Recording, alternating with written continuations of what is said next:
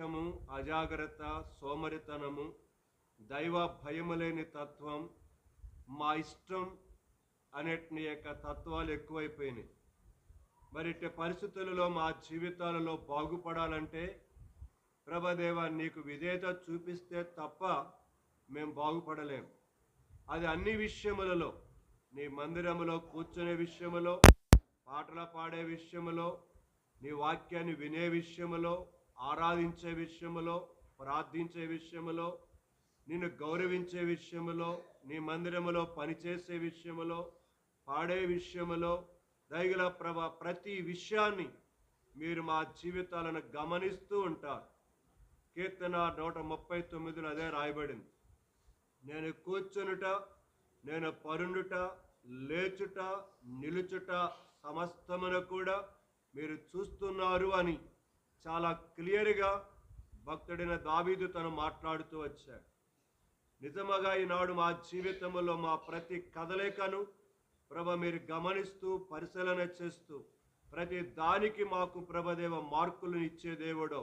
ఒకరోజు మేమునైనా నీ దగ్గర ఆ యొక్క పరలోకపు యొక్క సింహాసనం మీద నిలబడినప్పుడు ఫళ నా నమ్మకమైన నా మంచి దాసుడా అని నీ పిలువబడి నీ చేతిలో నుండి ఏదైనా పొందుకునే ఒక భాగ్యము కలిగిన స్థితిలోనికి నన్ను మమ్మలను మీరు నడిపించండి. ఇక్కడ మేము నడుచుకోకుండా పరలోకములో మేమేమి సంపాదించుకోలేము. వందనా స్తోత్రాలు చెల్లించుకుంటూ ఇచ్చిన మూల్యమైన సమయాన్ని బట్టి స్తుతిస్తూ ఆరాధిస్తూ బలహీనుడైన నన్ను కూడా జ్ఞాపకం చేసుకుంటున్నాను. నీ సిలువ చాటును మరుగుపరచండి, కావలసిన మాటలు నాకు అనుగ్రహించండి. నాతో మాతో మా అందరితో మాట్లాడుతూ రావస్తుందిగా ప్రార్థిస్తాను. నా ప్రభును నా రక్షకుడునైన యేసుక్రీస్తు ప్రభు వారి యొక్క శక్తి కలిగిన ఔన్నత్య నామమున వందనములు చెల్లించి ప్రార్థిస్తున్నాను తండ్రి, ఆమేన్.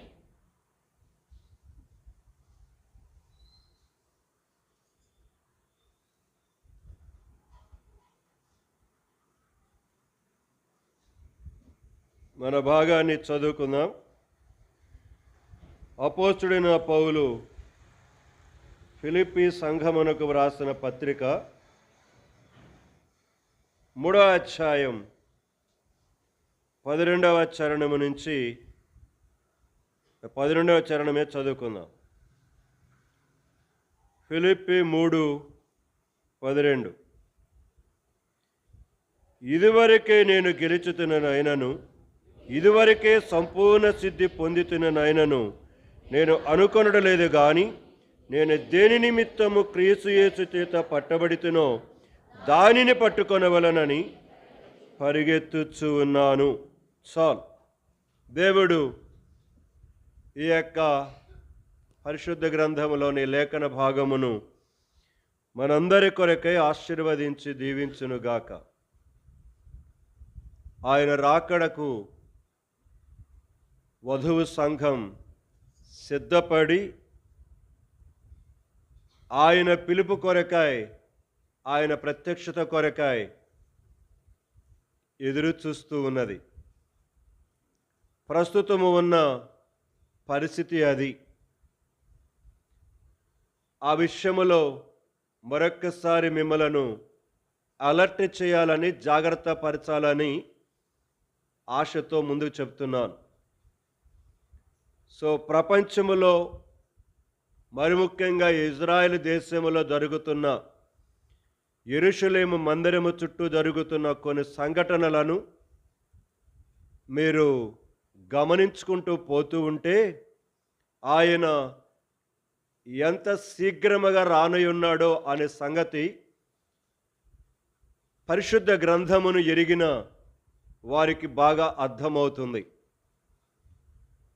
కాబట్టి మీకు ప్రేమతో చెప్తున్నాను, యవనస్తులకు కానీ, పెద్దవారికి కానీ, వృద్ధాప్యములో ఉన్న వారికి కూడా చెప్తున్నాను.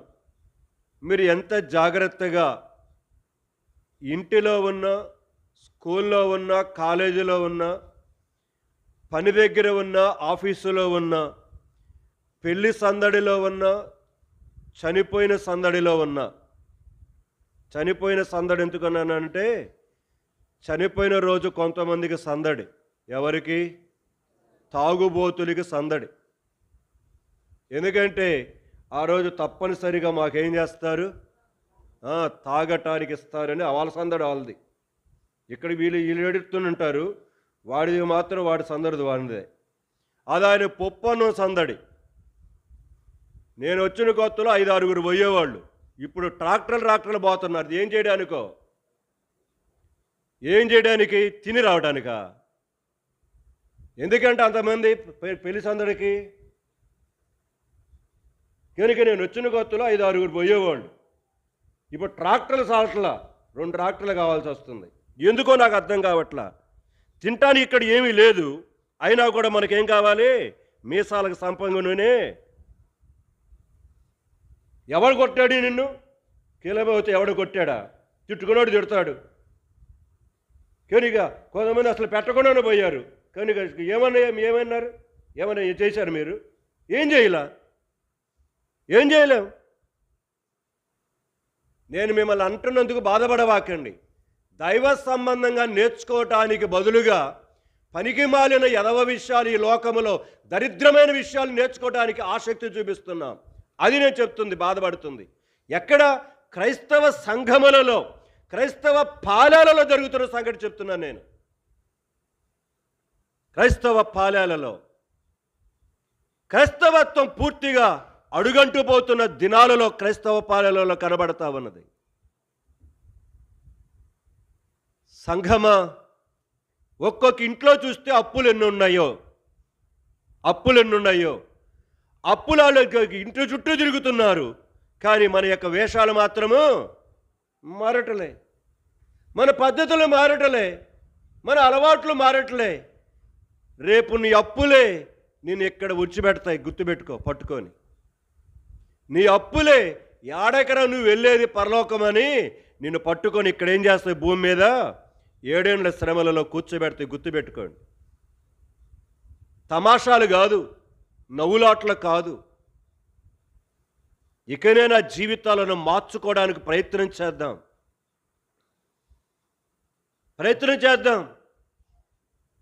నాకు తెలిసి దాదాపుగా జాగర్లమూడిపల్లిలో 190 కంటే ఎక్కువ ఇళ్లలో అప్పులు ఉన్నాయి. 190 కంటే ఎక్కువ ఇళ్లలో. మరి అప్పులు కలిగి ఎందుకంటే ఈ వైరాగ్యాలు ఎందుకో నాకు అర్థం కాదు, ఎందుకో నాకు తెలియట్లేదు. మీకు చెప్పాను కదా, మొన్న ఒక విధానం చెప్పాను ఒక సహోదరుడి గురించి. కనుక బిన్నీ ప్రసాద్, కనుక యూట్యూబ్లోకి వెళ్ళి క్లిక్ చేసుకొని చూడండి. ఆయన పెళ్ళి ఎట్లా చేసుకున్నాడో ఒక్కసారి చూడండి మీరు. 245 దేశాలు తిరిగి వచ్చాడు ప్రపంచంలో. కనుక అతి తక్కువ టైంలో బిన్నీ ప్రసాద్ అతని పేరు, అతని మ్యారేజ్ ఎలా జరిగిందో చూడండి మీరు, చూడండి. ప్రియమైన సంఘమా, ఈనాడు మన జీవితాలలో జాగ్రత్త పరుచుకొని ఆత్మీయ జీవితాలతో పాటు భౌతిక జీవితాన్ని కూడా సరిగా ఉంచుకోకపోతే ప్రమాదములో పడేది మనమే, ఎవరో కాదు పడబోయేది, మనమే పడబోతున్నాం. సో ప్రేమతో మీకు పదే చెప్తున్నాను విషయాలు, ప్రేమతో చెప్తున్నాను. మీ మీద నాకు ఆవేశం కాదు. మీరు ఎన్ని రకాలుగా 10 ట్రాక్టర్లు పంపించుకుంటే నాకేం కడుపు నొప్పా, నా కడుపు ఉబ్బరమా? మీ ఇంటిలో ఉన్న పరిస్థితిని బట్టి చెబుతున్నాను నేను. ఎందుకంటే నాకు చెప్పుకున్నారు మీరు కుటుంబాలు. కనుక ఇలాంటి పరిస్థితుల నుంచి బయటపడాలంటే మనం ఎలా బయటపడతాం? మన పద్ధతులు మార్చుకుంటే కదా బయటపడేది. పద్ధతులు మార్చుకోకుండా కనుక నేను ఇలాగనే సాగాలి, అప్పులు తీరాలంటే ఎవడు తిరుగుతాడు? సంఘమా, ఒక అప్పుల గురించి నేను చెప్పట్లా, అనేక రకాలుగా. ఒకసారి మన జీవితాన్ని, ఒకప్పుడు ఎలాగుంది ఆత్మీయ జీవితం, ఇప్పుడు ఎలాగుంటున్నామో పరిశీలన చేసుకోండి. దేవుని వాక్యం చదువుకునే విషయము కానీ, దేవుడిని ప్రేమించే విషయము కానీ, ప్రార్థించే విషయము కానీ, మన జీవితంలో మన ఇరుగు పొరుగు వారికి సహాయపడే విషయము కానీ, ఒక్కసారి దేవుడి మందిరాన్ని ప్రేమించే విషయము కానీ పరిశీలన చేసుకోండి. దేవుడి కొరకై జీవించే విషయములో అభివృద్ధి చెందుతున్నామా, లేకపోతే లోకములో జీవించేదాని కొరకే అభివృద్ధి చెందుతున్నామా? దేంట్లో ఉందా మన అభివృద్ధి? దేవునిలోనైనా, దేవుని కార్యములలోనైనా, దేవుని విషయములలోనైనా జ్ఞాపకం చేసుకుందాం. నేను దేని నిమిత్తమై పట్టబడ్డానో దానిని పట్టుకోవటానికి నేను పరుగులెడుతున్నాను. ప్రతి నిజ క్రైస్తవుడి యొక్క గమ్యం తప్పనిసరిగా అది ఉండాలి. లోకములో జంజాటాలు చాలా వస్తాయి. కొన్ని మనం తగిలించుకుంటే, కొంతమంది లోకములో వారు తగిలించే జంజాటాలు ఉంటాయి. మనము తగిలించుకుంటున్నా, లోకస్తులు తగిలిస్తున్నా ఈ జంజాటాలన్నిటిని విడిచిపెట్టుకుంటూ ఏం కావాలి? ముందుకెళ్ళాలి. చదవండి ఆ వచనం. హెబ్రీ 12 మొదటి 2 వచనాలు కలిసి ఉంటాయి. హెబ్రీ 12 మొదటి 2 వచనాలు. ఇంత గొప్ప సాక్షి సమూహం మేఘము వలె మనలను ఆవరించి ఉన్నందున మనము కూడా ప్రతి భారమును, సురువుగా చిక్కులు పెట్టు పాపమును ఏం తగిలించుకోమన్నాడా? ఏమన్నాడు? చెప్పండి గట్టిగా. మా అన్నలు అక్కలని చెప్పండి. విడిచిపెట్టమన్నాడా, తగిలించుకోమన్నాడా? ఏంటివి? ప్రతి భారములు. ఆ పదాలు కూడా గమనించాలి. భారాన్ని ఇంకా తగిలించుకుంటున్నారు ఈరోజు. సంఘమా, సొమ్మొకటిది సోకూడదు అన్నట్టు కేరిగా మన జీవితాలు అలాగ అవుతున్నాయి.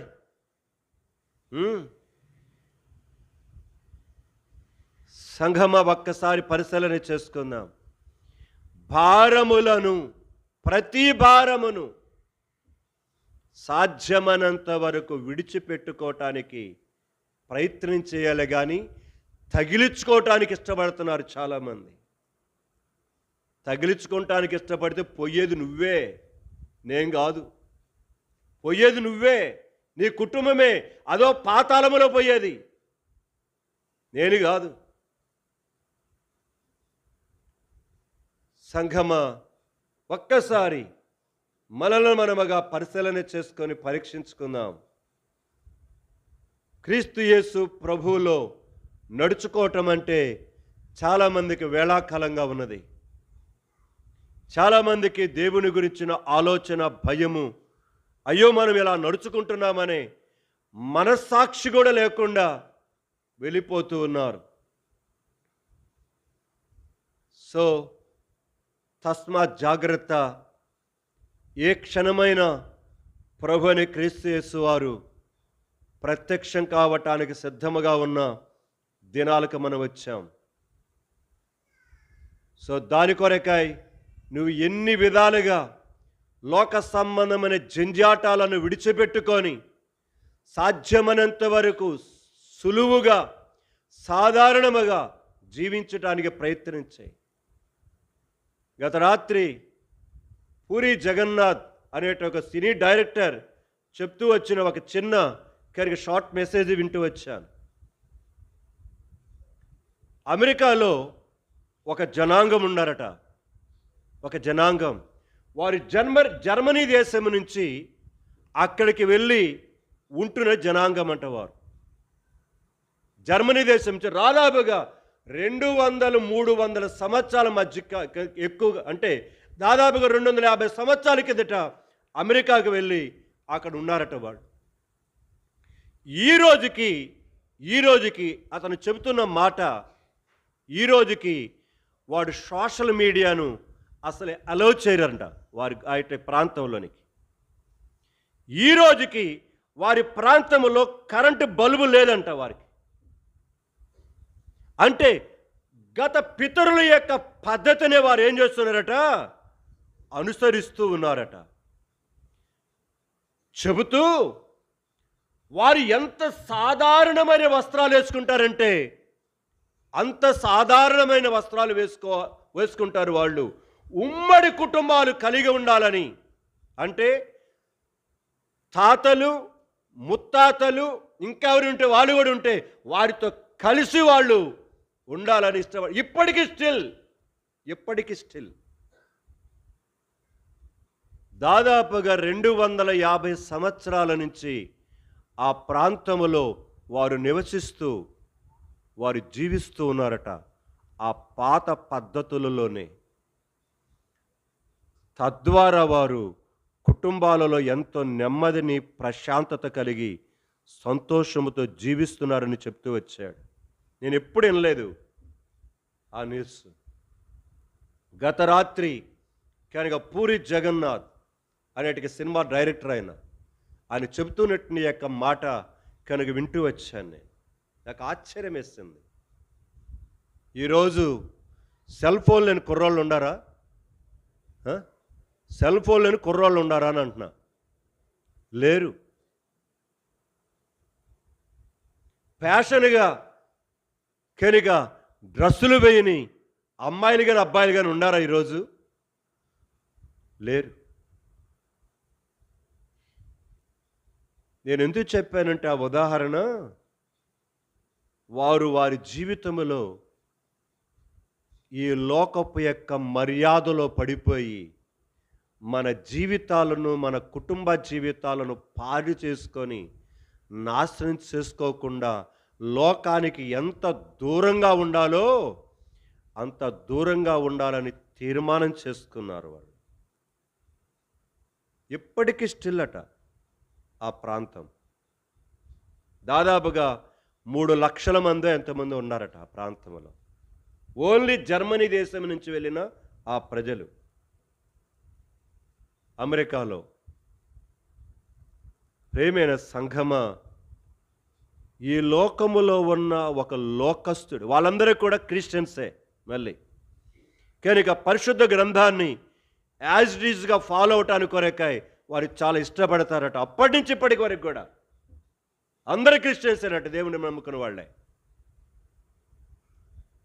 సంఘమా, వారి జీవితాలలో లోకము యొక్క ప్రభావం వారి మీద చూపించకుండా ఉండటానికి వారే కాదు, వారి పిల్లలకు నేర్పించారు.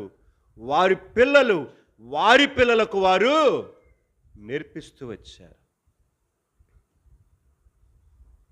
ఆ ప్రాంతానికి ఎవరైనా సరే వెళితే వాళ్ళు వీడియో తీయనివ్వరట. దయచేసి మీరు వీడియో తీయొద్దని చెప్తారట. ఇక్కడి నుంచి మీరు వచ్చి చూడాలనుకుంటున్నారు కాబట్టి మా ప్రాంతాన్ని చూసి వెళ్ళిపోండి అంతే.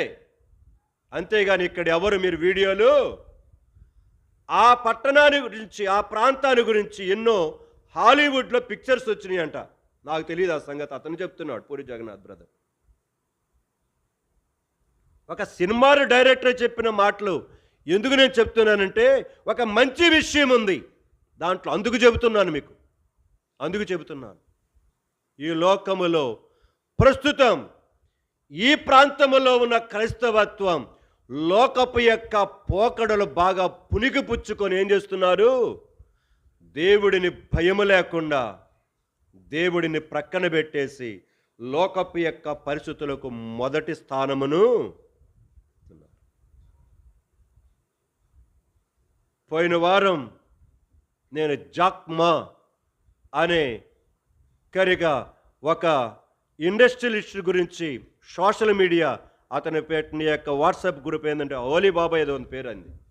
కనుక ఆయన పెట్టింది అనమాట. టిక్ టాక్ అని ఒకటి పెట్టారు, కనుక ఇంకోటి హాలీబాబా ఏదో ఉందన్నమాట ఆయన పెట్టింది. ఆయన ఒక విశ్వాసి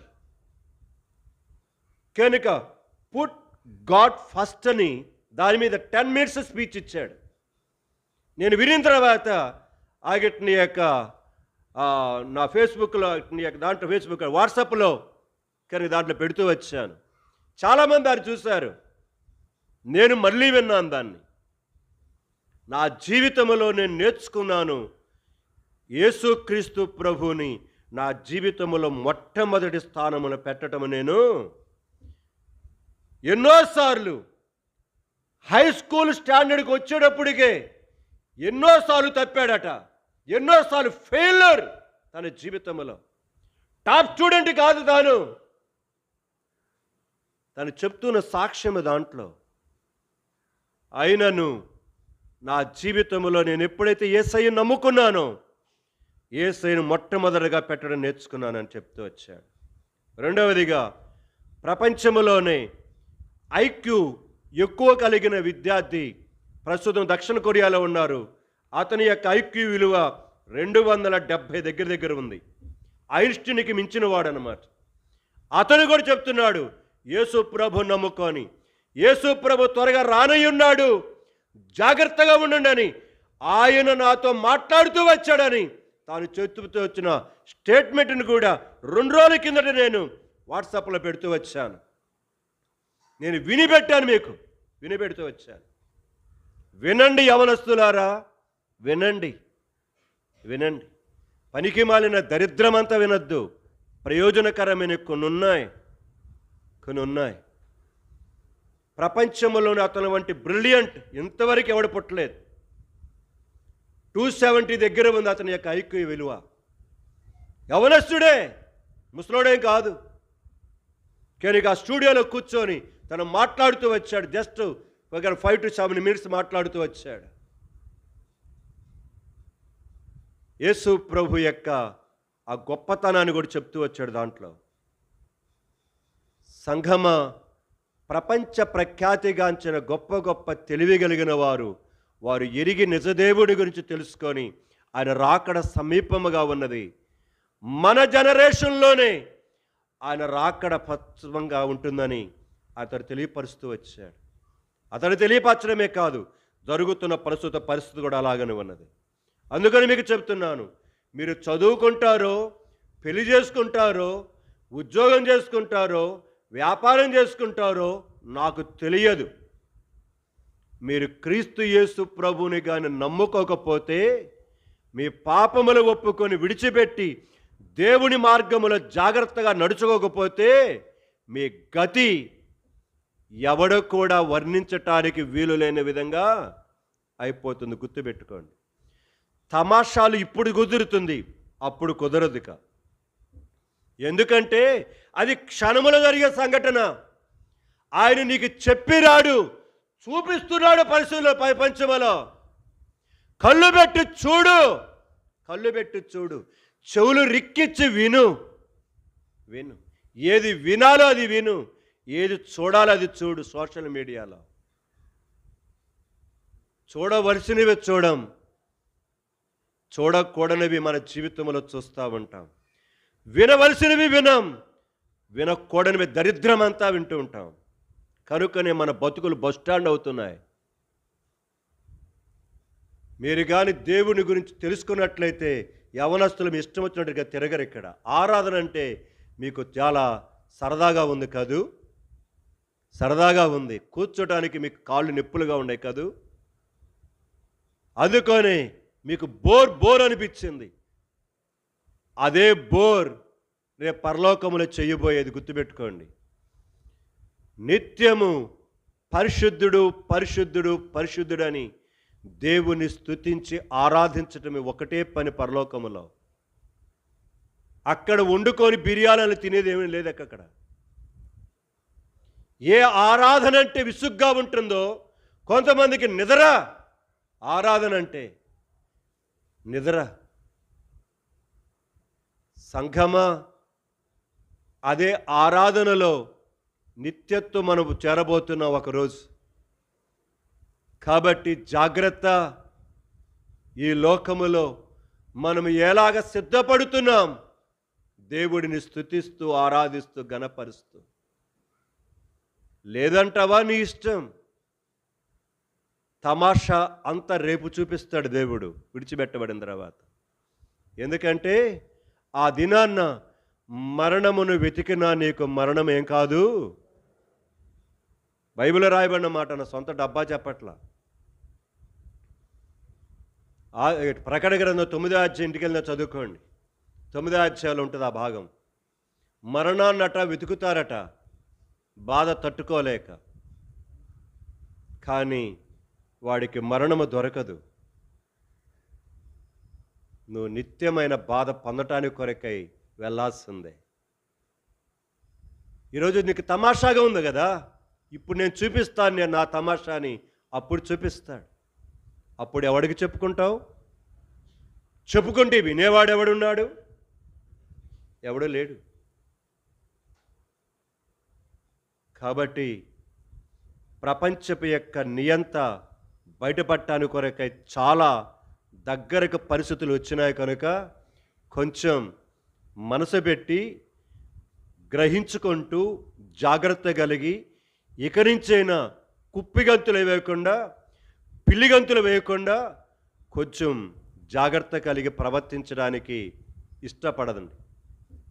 అది సో మనం వెళ్ళిపోదాం మన భాగానికి. సో నేను దేని నిమిత్తమై పట్టబడ్డానో దానిని పట్టుకోవడానికి కొరకై నేను పరిగెడుతున్నానని చెప్తూ వచ్చిన ఆ మాటను బేస్ చేసుకొని మత్తయి సువార్త 5వ అధ్యాయం 6వ వచనం నేను తీసుకున్నాను.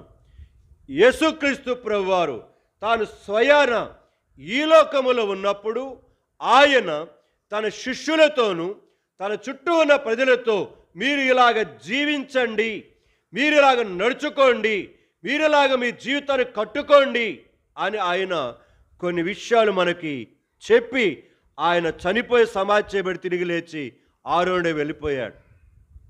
అందులో ఒక మాట మనం చదువుకున్నది, నీతి నిమిత్తమై ఆకలి దప్పులు గల వారు ధన్యులు, వారు తృప్తిపరచబడుదురు. నీతి కొరకైన ఆకలి దప్పులు ఉన్నాయా మనకి? నీతి కొరకైన ఆకలి దప్పులు మనకు అవసరం, లోకము కొరకే కాదు. ప్రతిరోజు దేని కొరకు మనము తపన కలిగి ఉంటున్నాం? ఒక పేపర్ తీసుకొని రాసుకోండి, మీకు అర్థమవుతుంది. నేను ఈరోజు ఉదయాన్నే లెగవటంతోటే ఆయన పాదాల దగ్గర కూర్చొని ప్రార్థన చేసుకోవటానికి, వాక్యము చదువుకోవటానికి ఇష్టపడ్డానా, లేకపోతే నా మంచం మీద ఉన్న సెల్ ఫోన్ చూడటానికి నేను తీసి? దేని కొరకు నీ తపన? ఆయన పాదాల దగ్గర కూర్చొని స్తుతించి ఆరాధించి ఆయన దగ్గర కొంత సమయం గడపటానికేనా? రాత్రంతా కాపాడాడే, భద్రపరిచాడే, నీ చుట్టూ నా చుట్టూ కాపుదలిచ్చాడే, కంటికి రెప్పవలే ఆయన కాపాడుతూ వచ్చాడే. కీర్తన 127వ అధ్యాయం 2వ వచనం చివరి భాగం ప్రకారంగా ఆయన తన ప్రియులు నిద్రించుచూ ఉండగా ఆయన వారికి ఇచ్చుచూ ఉన్నాడే. ఎస్, నువ్వు నిద్రపోతూ ఉన్నప్పుడు ఆయనకి ఇస్తూ వచ్చాడే ఆరోగ్యాన్ని. నీ గుండె కొట్టుకోవడానికి కొరకాయ నీకు సహాయం చేసింది ఎవడు? రాత్రిపూట నువ్వు హాయిగా నిద్రపోతున్నావు, కానీ గుండె కొట్టుకుంటూనే ఉందే. నీ అయ్యగారు సొమ్ము అనుకుంటున్నది, లేదు మీ అమ్మగారు సొమ్ము అనుకుంటున్నావా?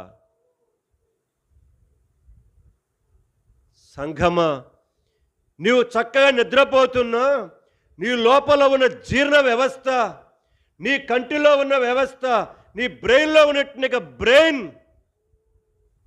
నీ నాడీ వ్యవస్థ, నీ ఎముక లోపల ఉన్న మూలుగులో ఉన్న ఆ యొక్క రక్తమును తయారు చేసే వ్యవస్థ, నీ పెద్ద ప్రేగు, చిన్న ప్రేగు, నీ జీర్ణాశయం, నీ కాలేజం, నీ ఊపిరితిత్తులు, నీ మూత్రపిండాలు, ఇవన్నీ వర్కౌటానికి ఎవడు సహాయం చేశాడయ్యా నీకు? తన ప్రియులు నిద్రించుచూ ఉండగా ఆయన వారికి ఉచితముగా. ఉదయాన్నే లెగిచ్చి పోజులు కొడుతుంటాం, అద్దం దగ్గరిపోయి ఇట్ట అనేసి ఏం చేస్తుంటాం? ఇప్పుడు దువ్యాలతో పనిలే, ఇట్టబెట్టి కెరీకి ఆ కాగిగూడులా తయారు చేస్తాను అన్నమాట తలకాయలు.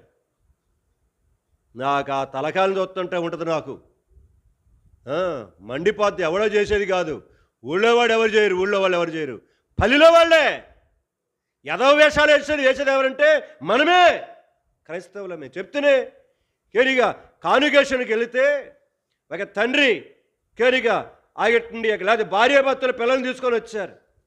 పిల్లల్ని తీసుకొని వచ్చిన తర్వాత నాతో మాట్లాడుతున్నప్పుడు వాడితో మాట్లాడుతున్న ఇద్దరు కొడుకుల వాళ్ళకి, ఏంది అబ్బాయి అన్న, ఏంది ఈ క్రాఫ్ అన్న, ఎప్పుడు చేసావన్నా? ఈరోజు వస్తా వస్తా రాత్రి చేయించుకొని ఎక్కడికి వచ్చాడంటే వాడు కానుకేషన్కి వచ్చాడు, ఇంత నెత్తిని పెట్టుకొని. అంటే కానుకేషన్కి వస్తే నన్ను చూడండి, నా పోజు చూడండి అనా, నన్ను చూడండి, నా అవతారం చూడండి అనా? ఇట్లనే తిట్టా నేను వాడిని.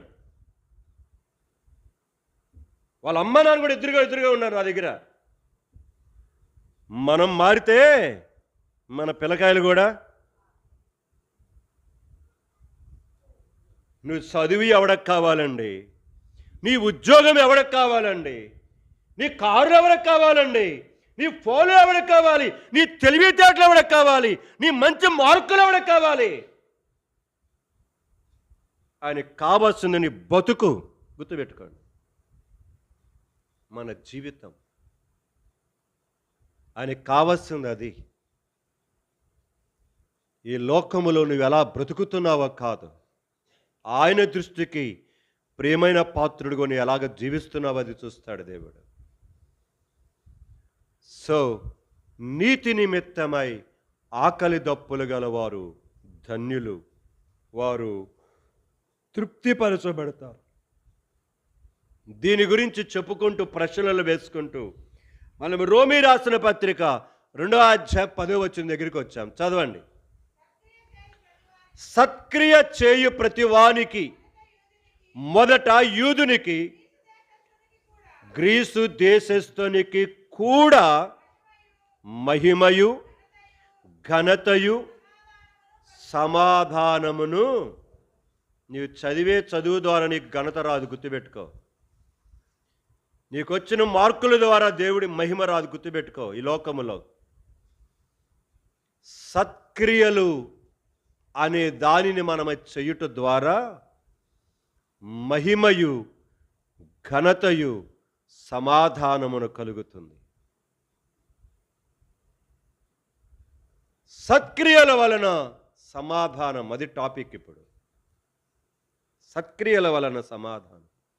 సత్క్రియలంటే మంచి పనులు, మంచి కార్యాలు. ఏంటివి అవి? మనం చూస్తూ ఉన్నాం ఒక 4-5 వారాల నుంచి. పోయిన వారం నేను డోర్కా అనే పేరు కలిగిన తబితా జీవితంలో నుంచి చూస్తూ వచ్చిన. తబితా జీవితంలో నుంచి వెళ్దాం అక్కడికి. అపోస్తలుల కార్యముల గ్రంథము 9వ అధ్యాయం.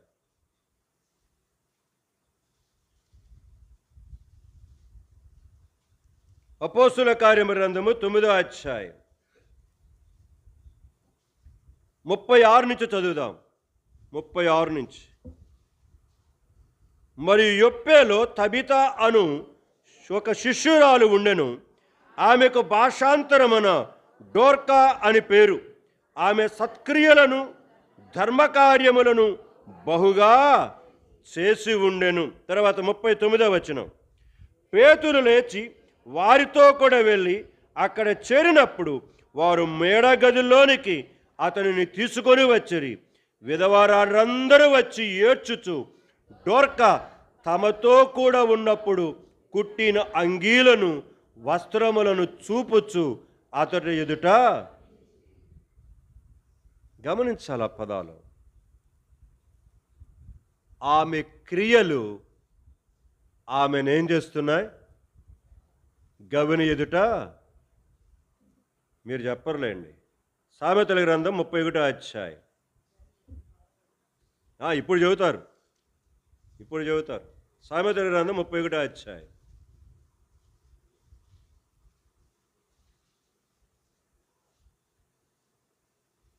చివరి వచనం చదువుకుందాం. 31. చేసిన పనిని బట్టి అట్టిదానికి ప్రతిఫలమియ్యదగును. గౌనుల యొద్ద ఆమె పనులు ఆమెను.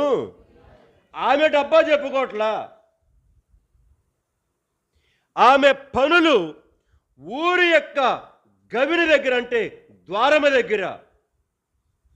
ఎందుకంటే ఆ దినాలలో పట్టణానికి చుట్టూ ప్రాకారం ఉంటుంది. ఆ ప్రాకారానికి ఒకే ఒక గేట్ ఉంటుంది. ఆ గేటు తీసినప్పుడు మాత్రమే, తెరిచినప్పుడు మాత్రమే పట్టణంలో ఉన్నవారు బయటికి వెళ్ళాలి. ఆ గేటు వేసే లోపల నువ్వు ఎక్కడికి వెళ్ళినా కూడా ఏం కావాలి? లోపలికి రావాలనుకుంటే ఆ తలుపు వేసే లోపలే వచ్చేయాలి.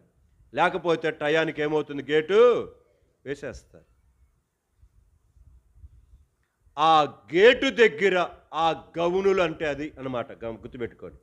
గౌనుల యొద్ద ఆమె పనులు ఆమెను కొనియాడును. ఈ మధ్యాహ్నం ప్రభుబలలో పాలు పొందబోతున్న ప్రియమైన సహోదరి సహోదరుడా, మరి ముఖ్యంగా ప్రభుబలలో పాలు పొందటానికి కొరకై ధైర్యం చేస్తున్న సహోదరుడా సహోదరి, నీవెవరైనా సరే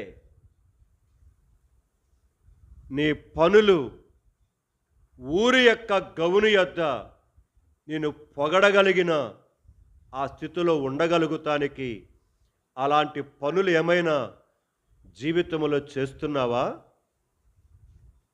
ఏమైనా ఉండయా? లేకపోతే ఊరి గౌనుల ఎదుట నిన్ను గురించి ఆడిపోసుకుంటున్నారా? ఒక రాజును గురించి రాయబడింది దరిద్రమైన మాట. వెళ్దామా? రండి. దినవృత్తాంతాల 2వ గ్రంథం. అలాంటి జీవితం ఎవడికి ఉండకుండునుగాక.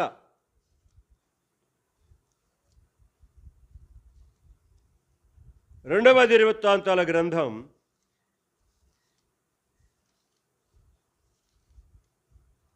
21వ అధ్యాయం. రెండవ దినవృత్తాంతాల గ్రంథము 21వ అధ్యాయం. కొంతమంది నిద్రపోతున్నారు కుర్చీలో కూర్చొని కూడా. కొంచెం లేపండి. మీరు వెనకాల సాగిలు పడ్డారనుకో నిద్ర వస్తుంది మీకు. కొంచెం ముందుకు వంగితే కింద పడితే లెగుతారు. అదే అన్నమాట. కాబట్టి లెగుద్దాం. రెండవ దినవృత్తాంతాలు 21 చివరి వచనం చదువుదాం. అతడు ఏలనారంభించినప్పుడు 32 ఏండ్ల వాడై యెరూషలేములో 8 సంవత్సరములు ఏలి ఎవరికి ఇష్టము లేని వాడై అతడు చనిపోయెను. రాజుల సమాధులలో కాక దావీదు పురమందు వేరొకటి చోట జనులు అతనిని ఏం చేశారు? ఎవడీడు? యెహోషాపాతు కుమారుడని యెహోరాము. యెహోషాపాతు ఎంత దైవుని భయముగా పుట్టాడో అందుకని పండిత పుత్ర పరమ సుంఠ అన్నారు. ఏందంట? ఆ పండిత పుత్రుడు పరమ సుంఠ అయ్యాడు. యెహోషాపాతు ఎంత అద్భుతంగా పరిపాలన చేశాడు. అతను కొడుకైన యెహోరాము ఎంత దరిద్రంగా చేశాడు చూడండి. ఎవడికి ఇష్టము లేని వాడై ఈ దరిద్రుడు పోయాడురా. మా ఊరు బాగుపడింది. ఈ దరిద్రుడు పోయాడురా. మా వీధి ప్రశాంతంగా ఉంది అని అనుకోవట్లేదా మనల్ని గురించి?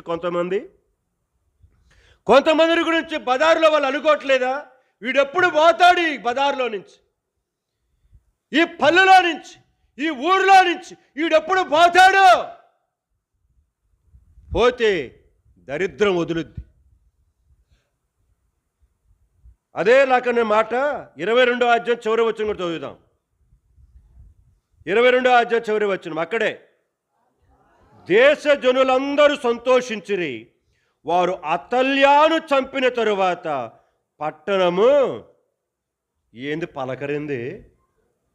రెండవ దినవృత్తాంతాల గ్రంథమే చెప్పింది. నేను 23వ అధ్యాయము చివరి వచనం, 23 చివరి వచనం చదువుదాం అందరం. దేశ జనులందరూ సంతోషించారు. ఎందుకు? పోయిందిరా దరిద్రాలు. ఎవరు? మా అతల్య అక్క.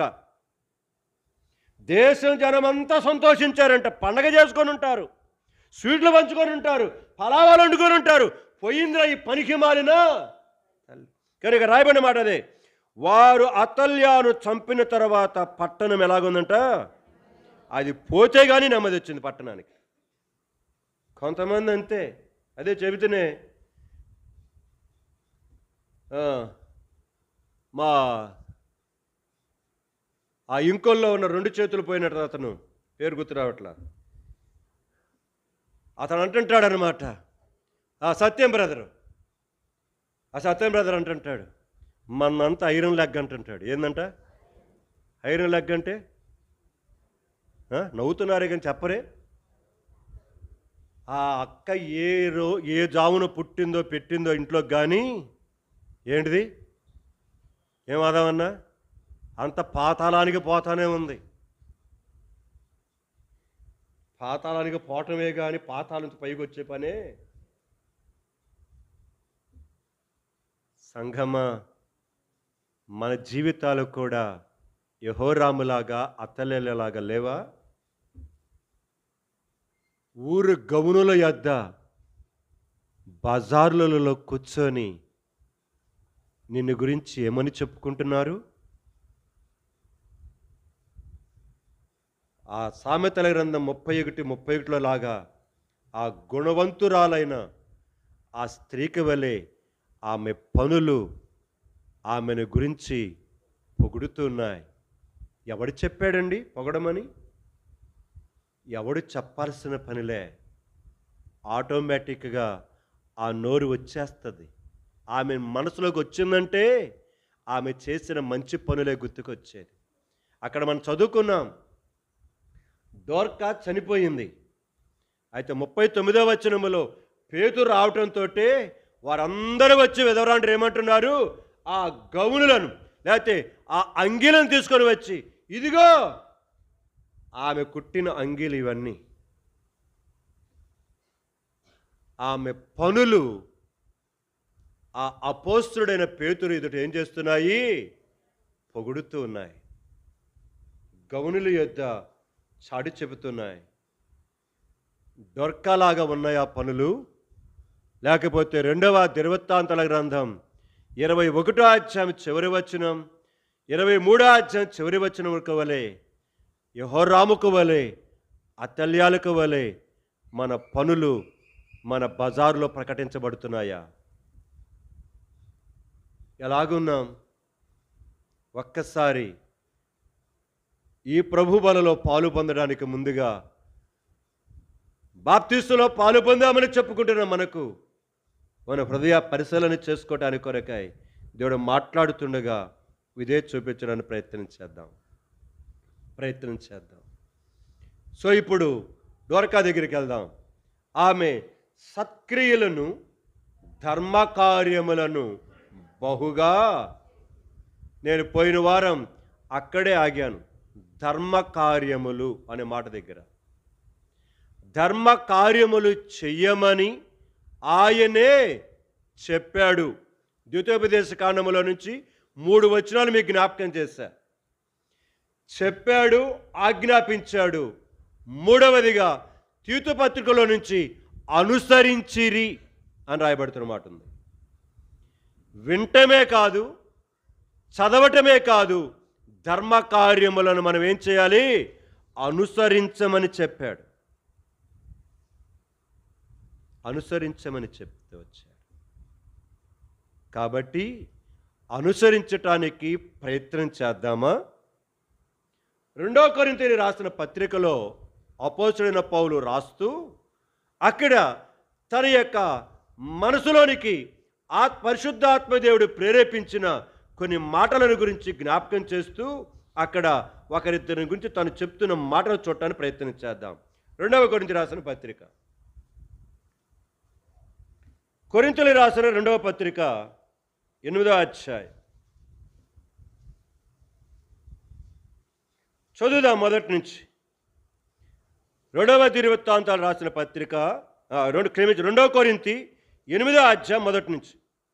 సహోదరులారా, మాస్తోనిలోని సంఘమునకు అనుగ్రహింపబడిన దేవుని కృపను గూర్చి మీకు తెలియజేయుచున్నాము. ఎలాగనగా వారు బహుశ్రమల వలన పరీక్షింపబడగా అత్యధికముగా సంతోషించిరి, మరియు వారు నిరుపేదలైనను వారి దాతృత్వము బహుగా, దాతృత్వము అంటే ధర్మకార్యమని అర్థం, గుర్తుపెట్టుకోండి. దాతృత్వం అంటే ధర్మకార్యమని అర్థం. వారు నిరుపేదలైనను, ఆ పదాలు గమనించాలి. వారు బహుగా శ్రమల గుండా వెలుచు ఉన్నప్పటికీ మాస్తోనియా సంఘాన్ని గురించి కొరింథీ సంఘమునకు జ్ఞాపకం చేస్తూ వారిని హెచ్చరిస్తున్నాడు. ఆనాడు కొరింథీ సంఘమును ధైర్యపరుస్తున్నాడు, వారిని పురికొల్పుతూ ఉన్నాడు. ఒక చిన్న ఉదాహరణ చెప్తా మీకు, జరిగిన సంఘటన. మొన్న సోమవారం పూట నారతమ్మ గారింటి దగ్గర జరిగిన కూడికలో వర్తమానం చేత కదిలించబడిన ఒక సహోదరుడు నా దగ్గరకు వచ్చి నా చేతికి కొంత డబ్బు ఇచ్చాడు. ఏంటి అన్నా, రాత్రి మీరు చెప్పిన మాటలు నన్ను సంధించాయి, కాబట్టి ఈ ధనమును ఏం చేయి, ఆ మిషనరీస్కి ఒక్కరు స్పందించబడితే చాలు, అదే చాలు. సంఘమా, గుర్తుపెట్టుకో. ఆ తెల్లారే జరిగింది సంఘటన ఇది. మధురానికి వచ్చారు, మామూలుగా వచ్చి మాట్లాడుతున్న తర్వాత జేబులో నుంచి డబ్బులు తీసి నాకు ఇవ్వబోయారు. ఎందుకు అన్నా, రాత్రి మీరు చెప్పిన మాటలు నన్ను సంధించాయి. ఏ కాడికి నా పొట్ట, నా పిల్లలు, నా జీవితమే చూసుకోవటం కాదు, నేను కూడా దేవుడి కొరకై ఏదైనా ఇవ్వాలి, పని కొరకై, పరిచర్య కొరకై. అనేకులు కనుక యేసుక్రీస్తు ప్రభు నమ్ముకున్న వాళ్ళు పరిచర్య చేస్తూ వారికి పంపించాలని ఆశించాను, అందుకొని తీసుకొచ్చాను బ్రదర్ అని నా చేతికి ఇచ్చెళ్ళారు. సంఘమా, మన జీవితాలలో ఈ వాక్యములు చెప్పటము ద్వారా కనీసం కొంతమంది కదిలించబడతారేమో అని ఆశ. లేకపోతే ఆ గోడలుగా చెప్పుకున్న ఒకటే, మీకు చెప్పుకున్నా ఒకటే అవుతుంది. చాలామందిలో పని చేయట్లా దేవుడి వాక్యం పని చేయట్లా. కొంతమంది ఏ కాడికి పిరికితనమే, ఏ కాడికి బిగబట్టుకోవాలనే కానీ గుప్పెలు విప్పుదామే, దేవుడి కొరకై, దేవుడి పని కొరకై, దేవుడి సేవకుని కొరకై, దేవుడి పరిచర్య కొరకై ఆలోచన రాదే. పరలోకములో దరిద్రుడిగా ఉంటావు, రేపు గుర్తుపెట్టుకో. పరలోకములో నీకు దొరికే చెప్పే ఆడ. అలాగనుకొని నాకు చూపించేట్టుగా చేయమని చెప్పట్లా. ఎందుకంటే నేను ఎరుగుదును కొంతమందిని. దాదాపుగా 15,000 రూపాయలు విలువ చేసే ఆ ఇయర్ ఫోనును ఒక సిస్టర్కు ఒక బ్రదరు కనుక ఫ్రీగా ఇచ్చాడు కొని. ఆ సిస్టర్ నాకు చెప్తూ వచ్చింది, పేరు కూడా నేను అడగలేదు, పేరు చెప్పింది. నాకు తర్వాత అర్థమైంది ఆ బ్రదర్ కన్నా ఆ లక్షణం అలాంటిదని. ఇక్కడ కాదులేండి, బయట గ్రామాల్లో. మీరు ఆలోచించుకొని ఎవరెవరని మీరు ఆలోచించుకోవచ్చు, ఈడ కాదు. 15,000 రూపాయలు పైన పనిచేసే ఆమెకు చెముడైతే కనుక చూశాడు. ఆమె బాధను చూసి తన జేబులో డబ్బులు తీసుకుని వెళ్ళి ఖర్చు పెట్టి ఆమెకు దాన్ని ఏం చేశాడు, కొనిచ్చాడు. ఇప్పుడు ఎవరికి ఇచ్చినట్టు లెక్కది? పలకరే, మా అన్నలు అసలు పలకరు. ఎవరికి ఇచ్చినట్టు? పలుకుతారేమో చూస్తున్నా మా అన్నలు. ఎవరికి ఇచ్చినట్టు? అన్నలు అక్కలు గట్టిగా చెప్పండి. ఆమెకి ఇచ్చినట్టే, దేవుడికి ఇచ్చినట్ట? 15,000 రూపాయలు ఉంటుకుంటే ఆయనకి నెలంతా గడవదా అని. అదేమనంటే మీరే ఉన్నాయి కాబట్టి. ఉన్నాడు అసలు ఎవడు తెలుసా మీకు? ఉన్నాడు అసలు ఎవడు? ఎందుకంటే సావుకు వచ్చిన తర్వాత నేను చూస్తున్నాను జీవితంలో, ఉన్నవాడి కంటే లేనివాడు ఇచ్చేది ఎక్కువ. నేను ఎరుగుదును జాగర్లమూడి సంఘములోనే సంవత్సరానికి ఈజీగా 10,000 రూపాయలు ఒకరిస్తారు నాకు. నేను పేరు చెప్పట్లా, 10,000 ఈజీగా. ఆ 10,000 ఉంచుకుంటే ఆ కుటుంబం బాగుపడదా? చెప్తున్నాను. కానీ ఆ 10,000 రూపాయలు ఉంటే వారి కుటుంబం కలిసి బాగుపడదా? ఇక్కడ జరిగిన సంగతి చెప్తున్నాను, ఎక్కడ చెప్పట్లా. నేను పేరు చెప్పట్లేదు ఎందుకనే. 10,000 రూపాయలు సంవత్సరానికి దాదాపుగా ఈజీగా ఉంటుంది. సంఘమా, నేను ఇచ్చిన ఆ డబ్బును ఎలాగ నేను ఖర్చు పెట్టుకోవాలో తెలుసుకోనుండి నేను పంపించుకోవాల్సిన బాధ్యత నాది. ఆ 10,000 నాకు ఇచ్చారనుకొని నేను మురిసిపోవాల్సిన పనిలే. 2 వారాల కిందట ఒక సహోదరి, నేను సిపాయిపేటలో పరిచర్య జరిగిస్తున్నప్పుడు అక్కడ చాలామంది యవనస్తులు వచ్చేవాళ్ళు. ప్రతి శనివారం ఎన్ని సాక్ష్యాలు చెప్పేవాడినో, ప్రతి శనివారం టెస్టిమోనీ ఉండేదన్నమాట, బయోగ్రఫీ చెప్పేవాడిని. అలాగ ఇన్స్పైర్ అయిన వాళ్ళు ఇప్పటికీ యవనస్తులైన పిల్లలు అక్కడక్కడ పెళ్ళిళ్ళు అయిపోయి వారు జీవిస్తున్నారు. జీవిస్తున్న తర్వాత కనుక వారు ఫోన్ చేసి అప్పుడప్పుడు మాట్లాడుతుంటారు ఆడపిల్లలు. ఈ మధ్య ఫోన్ చేసి, అన్న నీ అకౌంట్ నెంబర్ అన్నా. అప్పుడు నేను చెప్పాను, అమ్మ నా దగ్గర గూగుల్ పేలు లేవు, ఫోన్ పేలు లేవు అని చెప్పాను. అవి నేను పెట్టుకోదలుచుకోలేదు. అదేందన్న అట్ట చేసావు? అప్పుడు వారికి నా ఇక్కడ బ్యాంక్ అకౌంట్ నెంబర్ ఇచ్చాను. బ్యాంక్ అకౌంట్ నెంబర్ ఇస్తే దాదాపుగా రోజంతా ప్రయత్నం చేసిన ఒక్క రూపాయి కూడా పట్టల దాంట్లో. ఆ తర్వాత ఎవరిదన్నా ఫోన్ పే నెంబర్ ఉంటే ఇయ్యన్నానని అన్నారు.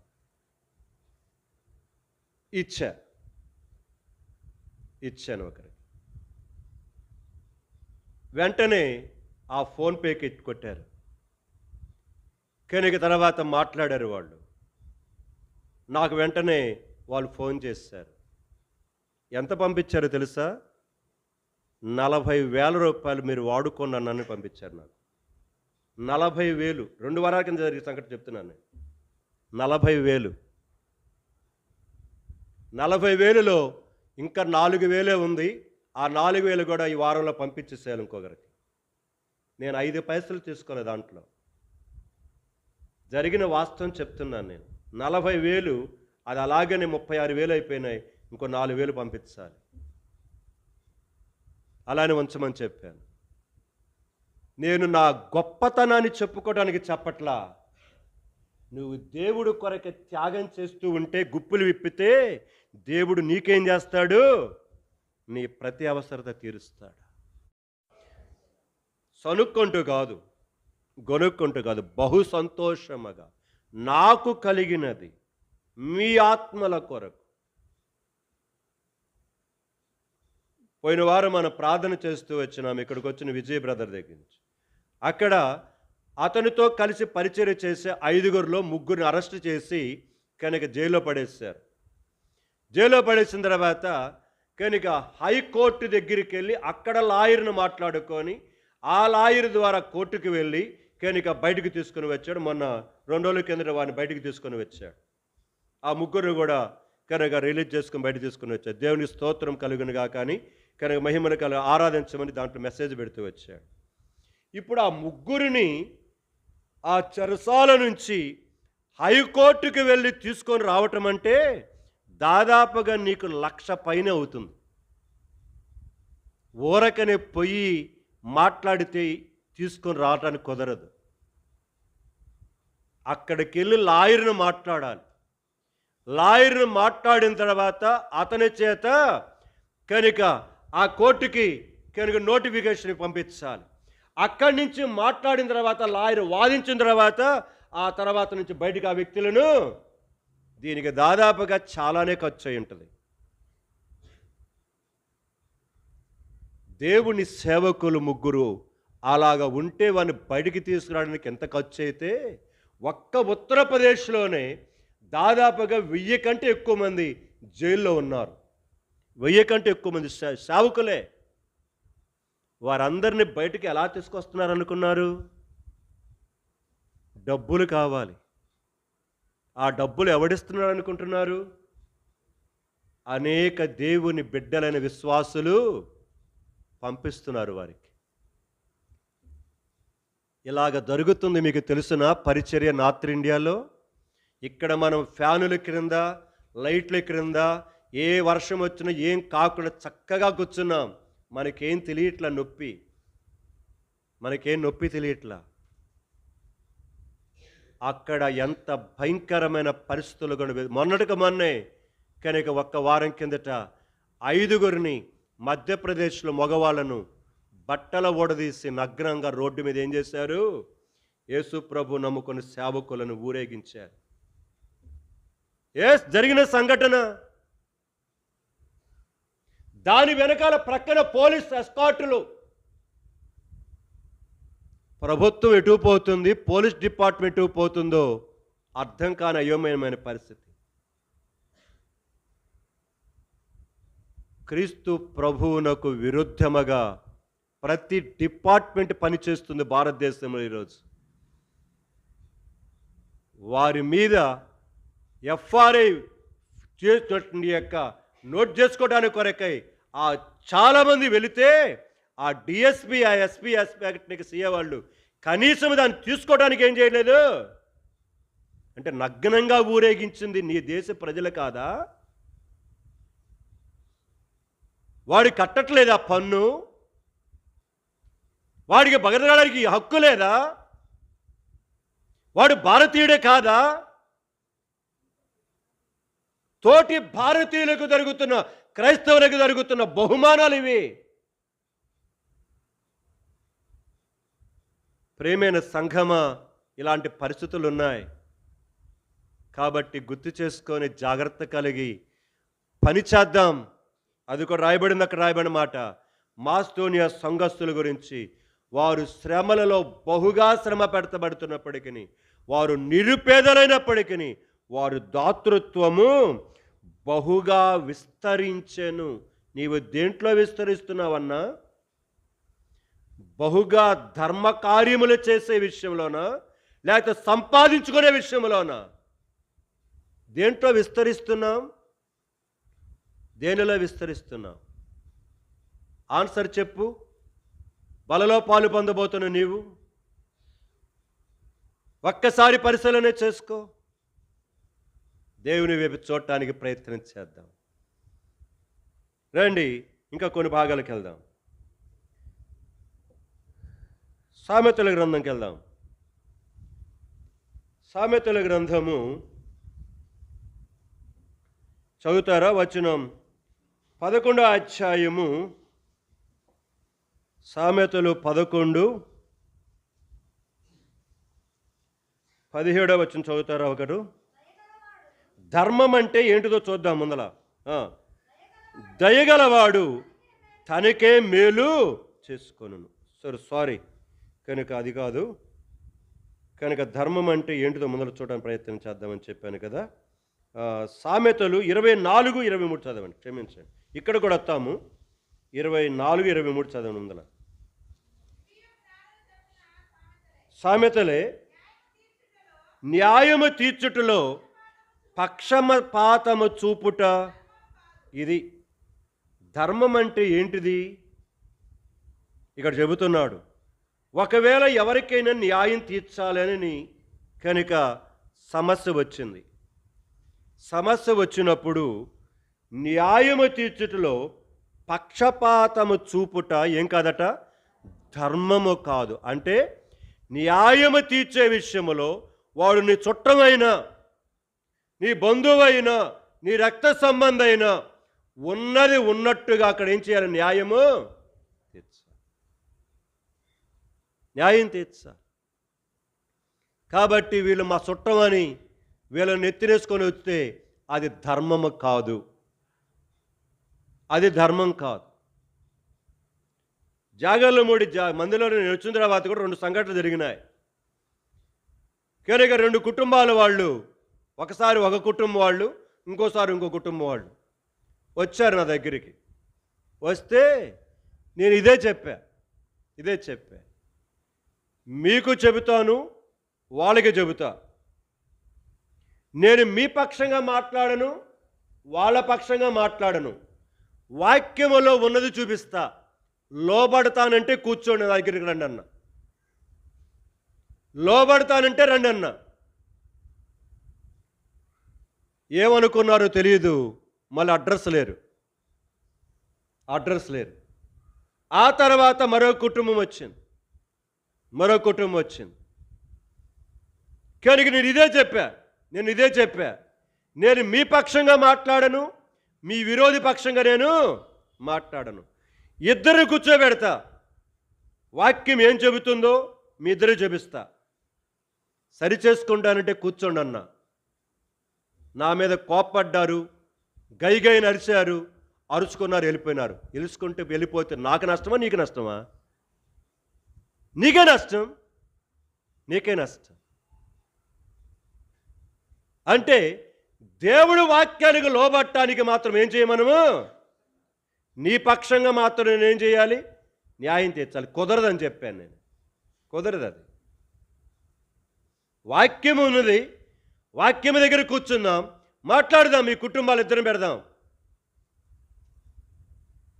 ప్రియమైన సంఘమా, నిజం ఇక రాయబడిన మాట కనుక మన జీవితాలను ఎంతగా చక్కగానే ప్రశ్నించేదన్నమాట. న్యాయము తీర్చుటలో పక్షపాతం ఎప్పుడు కూడా చూపించటం అనేది అది ధర్మాన్ని చూపించదు. ధర్మం అంటే పక్షపాతము లేని న్యాయమును మనం ఏం చేయాలి? చేయాలి. ఇది ధర్మం అంటే. రెండో మాట చూద్దాం రండి.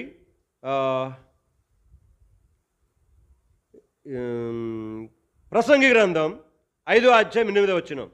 ప్రసంగి 5:8.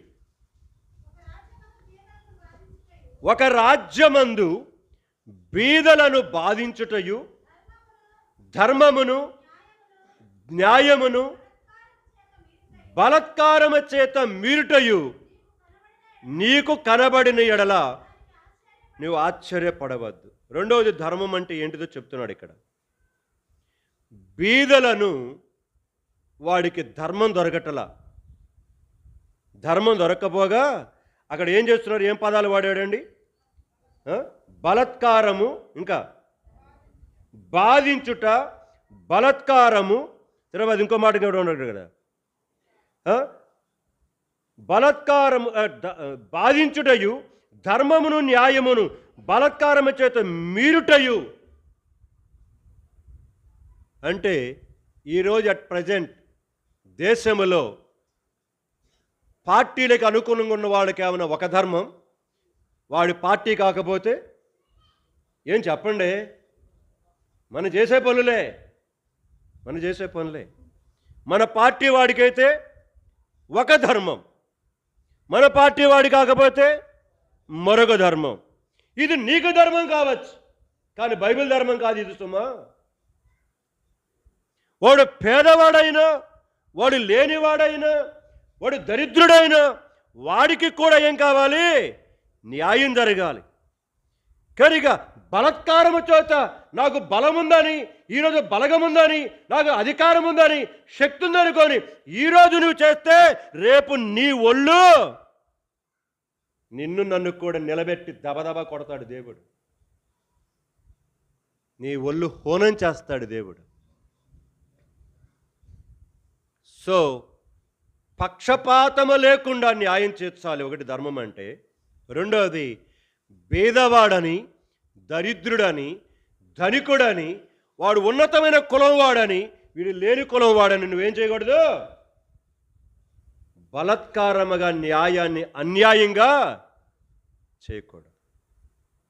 ఇది ధర్మం కాదు. ఇది రెండవ మాట. మూడో మాట చూద్దాం రండి. రోమీ రాసిన పత్రిక 1వ అధ్యాయం 26వ వచనం చదవండి. అందువలన తుచ్చమైన అభిలాషకు వారిని అప్పగించెను. ఇప్పుడు ఇక్కడి నుంచి గమనించాలి. వారి స్త్రీలు, నువ్వు అటు చదివితే అటు కుదురుద్ది, వారి స్త్రీలు సైతము స్వాభావికమైన ధర్మమును విడిచి, స్వాభావికమైన ధర్మమును విరుద్ధమును విడిచిపెట్టి ధర్మ విరుద్ధమైన పనులను ఈరోజు మన భారతదేశం కూడా చట్టం చేసింది. అబ్బాయిలు చేసుకోవచ్చు పెళ్ళి, అమ్మాయిలు. ఏది నవ్వుకుంటున్నారు? ఏంది జరిగిన వాస్తవం, అబద్ధం చెప్పట్లే నేను. ఎందుకంటే అది వాళ్ళ హక్కు అట. ఏంటిది? హక్కు. వాళ్ళ హక్కులు ఏం చేయకూడదు మనము? ఇది హక్క. ఇది ఏం హక్కు? పనికి మాలిన దరిద్రం హక్క, మంచి హక్క? ధర్మము అనేది ఒక పురుషుడికి ఒక భార్య, ఒక భార్యకు ఒక పురుషుడు. ఇది ధర్మం. నీ భార్యని విడిచిపెట్టి మరొక భార్య దగ్గరికి పోతున్నావంటే, నీ భర్తను విడిచిపెట్టి మరొక భర్త దగ్గరికి పోతున్నావంటే నీవేం చేస్తున్నట్టు పని? ధర్మ విరుద్ధమైన, ఆడవాళ్ళు ఆడవాళ్ళతో, మగవాళ్ళు మగవాళ్ళతో పాపం చేస్తున్నా అది ధర్మ విరుద్ధం. ఈనాడు అవి సహజమైపోయినాయి. సో ధర్మము అంటే 3 విషయాలు మీకు జ్ఞాపకం చేశా. న్యాయమును న్యాయముగా పక్షపాతం లేకుండా చెప్పాలి. రెండవది, పేదవాడని, తక్కువ కులం వాడని, లేమి కలిగిన వాడని, తినటానికి లేనివాడని, ఊరు వెలుపడవాడని వాడికి ఒక న్యాయము, లోపల వాడని వాడికి ఒక న్యాయము తీర్చడం అది అన్యాయం. అది ధర్మము కానే కాదు. మూడవది, ఒక పురుషుడికి ఒక భార్యే, ఒక భార్యకు ఒక పురుషుడే. అంతే కూడా కనుక స్త్రీతోటి పాపం చేయకూడదు, పురుషుడితో కూడా పాపము. ఇవన్నీ అధర్మమైన కార్యాలు. ధర్మం ఏంటంటే ఒక పురుషుడితోటి ఒక భార్య, ఒక స్త్రీనే. ఇది ధర్మం. ధర్మమునకు విరుద్ధముగా ఈనాడు మన జాగలమూడి గ్రామములో నడుచుకుంటున్న వారు లేరా? ప్రయాణం చేస్తూ ఇప్పటికీ స్టిల్ అలాగే వెళుతున్న వారు లేరా? ధర్మ విరుద్ధమైన కార్యకలాపాలలో తలములకలైపోయి తిరుగుతున్న జీవితం కాదానిదే? ఒక్కసారి పరిశీలన చేసుకుందాం. ఇప్పుడు రెండో భాగానికి వస్తున్నాను. ధర్మం చేస్తే ఏం జరుగుతుంది అది చూద్దాం. ఇప్పుడు ఇందా చదివారు కదా. కనుక సామెతలు 11:17 దయగలవాడు, చాలంతే. ధర్మం చేసేవాడు, సత్క్రియ చేసేవాడు ఎదుటివాడికి మేలు చేసినా అదంట తనకు తాను మేలు చేసుకున్నట్లంట. బా, ఎంత చక్కని మాట మాట్లాడాడు. దయగలవాడు ఇతరులకు మేలు చేస్తూ ఉంటాడు కనుక తనకు మేలు చేసుకుంటుంటాడు. సంఘమా, ఒక్కసారి మనం పరిశీలన చేసుకుందాం. నీకు నీవుగా మేలు చేసుకోవటం అంటే ఏదో నువ్వు తిని తాగి తందనాలాడటం కాదు. నీ జీవితంలో ఎదుట వ్యక్తికి దయ కలిగి ధర్మం చేయగలిగితే అది ఆ వ్యక్తికి చేసిందే కానీ అది నీకు మేలు చేసుకున్నట్లు. అంటే పరలోకపు రాజ్యములో, ఆ ధనాగారములో, నీ బ్యాంకులో నువ్వేమేసుకున్నావు? డబ్బులు వేసుకుంటున్నావని లెక్క.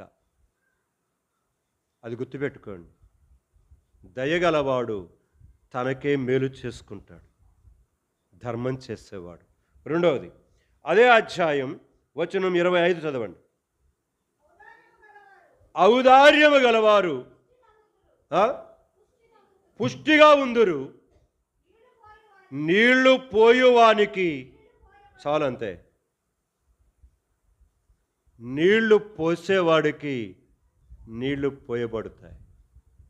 ఔదార్యము కలిగేవాడు పుష్టిగా ఉంటాడు.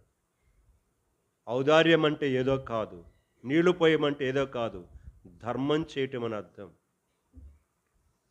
ధర్మము చేయటం అని అర్థం. దీని కొరకై దేవుడు ఏమని మాట్లాడుతున్నాడు? మూడో భాగంగా చూద్దాం. దీని కొరకై దేవుడు ఏమని మాట్లాడుతున్నాడు? లూకాసు వార్త 11:41.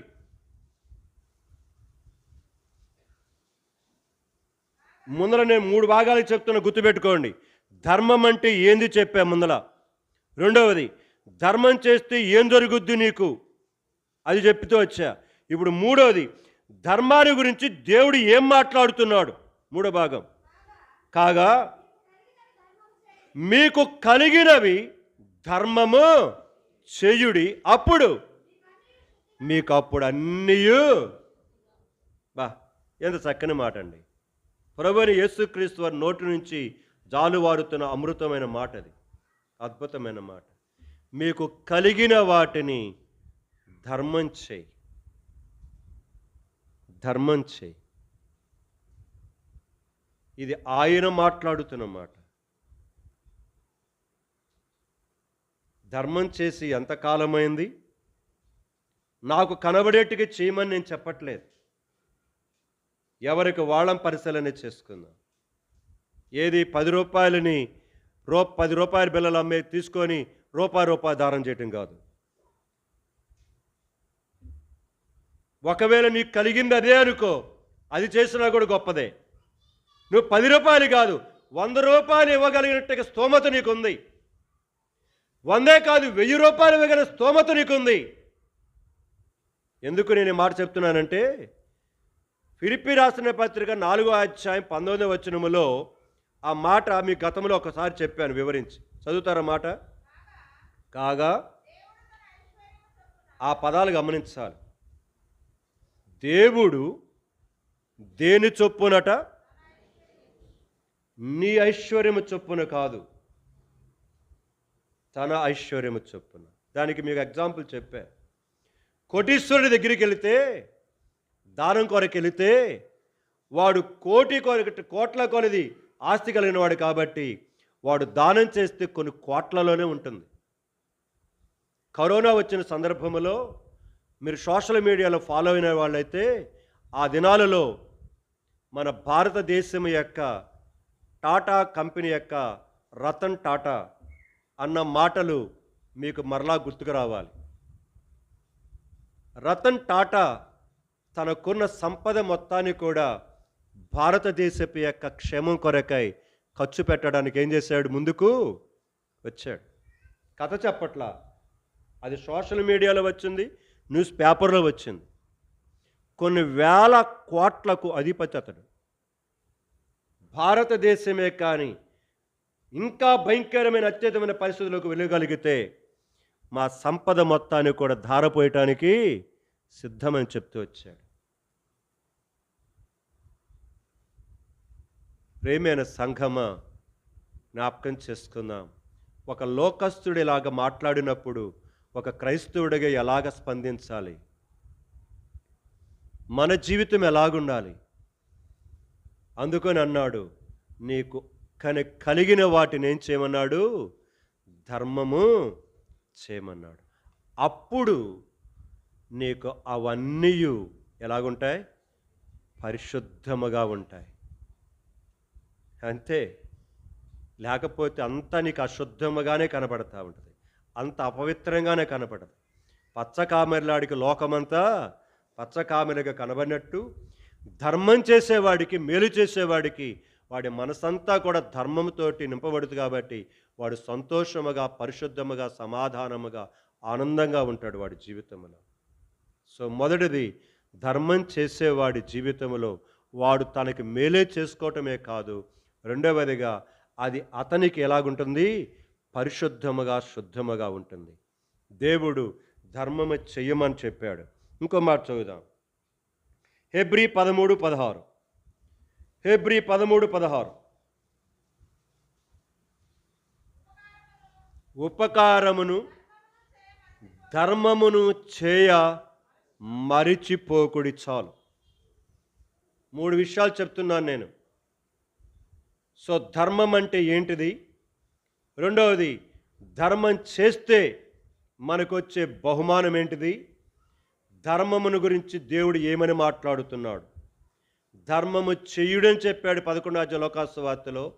ఇక్కడేమన్నాడు? ధర్మమును ఉపకారము చేయుట మరిచిపోకుడి. ఇవి దేవుని మాటలండి, నా మాటలని చెప్పడానికి రాలేదు ఇక్కడికి. ధర్మము చేయటము చనిపోయేంత వరకు మర్చిపోవాకు. నీకు కలిగిన దాంట్లో ధర్మము చేయటం విషయంలో ఎప్పుడు వెనకంజ వేయవద్దు, మర్చిపోవద్దు అన్నాడు. అంతే. ఏదన్నా మర్చిపో, దాన్ని మాత్రం మర్చిపోవద్దు. ఒక్కసారి మన హృదయ పరిశీలన చేసుకుందామా? అక్కడ ఉన్న ఆ ప్రజలు మాట్లాడుతున్నారు. డోర్కా అని పేరు కలిగిన తబిత ఆమె చేసిన సత్క్రియలను గురించి, ధర్మముగా బహుగా చేయుచున్న దాని గురించి అక్కడ ఉన్న విధవరాండ్రే సాక్ష్యమిస్తూ ఉన్నారు. ఆమెను గురించి దేవుడే, పరిశుద్ధాత్మ దేవుడు సాక్ష్యమిస్తూ పరిశుద్ధ గ్రంథములో గ్రంథస్థం చేశాడు. తద్వారా ఆమెకేం జరిగింది? మేలు. ఏం మేలు జరిగింది? చనిపోయిన ఆమె ఏమైంది? బా, ఈ ప్రపంచములో ఎవడు చేయలేని మేలు చేశాడు దేవుడు. ఆమె కార్యములు, ఆమె ధర్మ కార్యములు, ఆమె సత్కార్యములు ఆమె తిరిగి లేపబడటానికి కొరకాయి దోహదం చేసిందంటే, ఆమె బ్రతికిన తర్వాత ఇంకా ఎన్ని చేసిందో మనకు గ్రంథంలో రాయబడలేదు, పరిశుద్ధ గ్రంథములో. ఈ కార్యము చేస్తేనే దేవుడు నాకు ఇంత గొప్ప కార్యం చేస్తే ఇంకా ఎంతో చేయాలని ఆమె తన జీవిత కాలమంతా తహతహలాడి ఎన్ని సత్క్రియలు, ధర్మకార్యాలు చేసుకుంటూ తన జీవితాన్ని ముగించిందో మనకు తెలియదు. ప్రశ్న, ఈరోజు నువ్వెలాగున్నావు? నేనెలాగున్నాను? పరిశీలన చేసుకొని యోగ్యంగా ప్రభు బలలో పాలు పొందడానికి కొరకాయి దేవుడు మనందరిని కూడా సంధించి దర్శించి నడిపించునుగాక. రండి బైబిల్ మూసేద్దాం. రండి మనం